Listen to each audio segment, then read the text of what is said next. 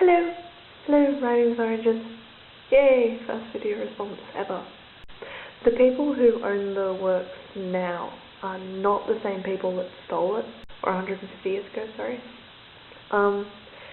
And I think that artworks are very important for culture and heritage, and in many cases should be returned to their country, but to return it without compensation would be to steal from the current owners who may have inherited it, or, as you say, paid millions of dollars, and that would be completely ridiculous. That's quite hypocritical.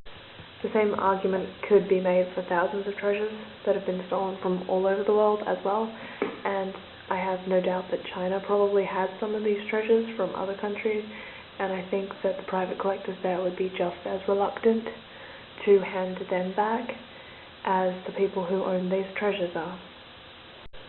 Also, I think if China feels that it is crucial to their culture and heritage to possess these artworks within their country and display them, hopefully in a museum for their people, if they weren't going to display them in a museum, but I don't see why they're complaining.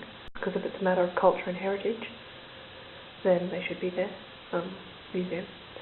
But if they do feel that it is very important for their people, then I think that maybe they should buy them back. I mean, remembering that the people in China who are saying give it back are not the people it was stolen from directly. They never had the object to begin with.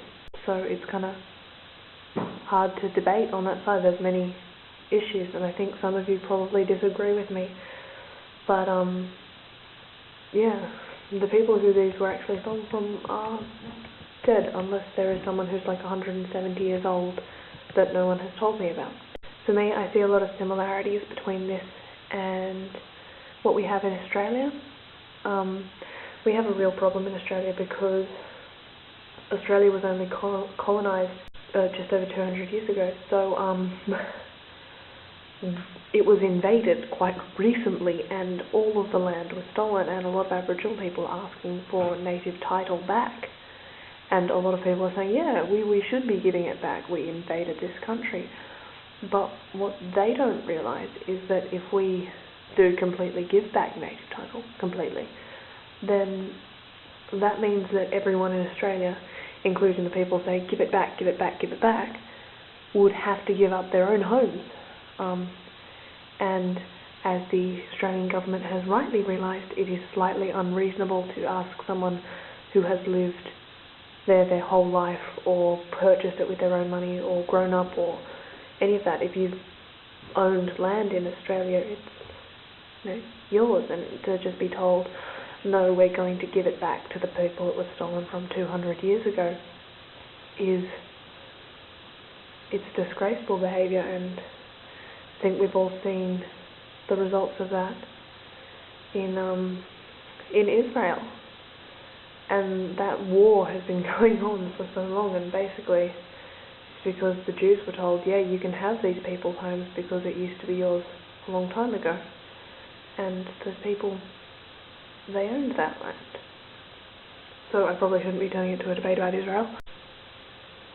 You shouldn't punish someone for what their ancestors did. But I know we have the same debate with Cambodia and Thailand. I know the people in Cambodia are very resentful of Thailand, and what they feel has been stolen from them there.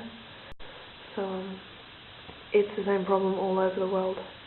I think every country has done its fair share. Even in the Iraq War, we see the same thing now. I think we can't rectify what's been done in the past, or we can't stop it from having had happen. We can't change history. But we can stop it from happening in the future, and I think that's the most important thing that should come out of a debate like this, more than anything else.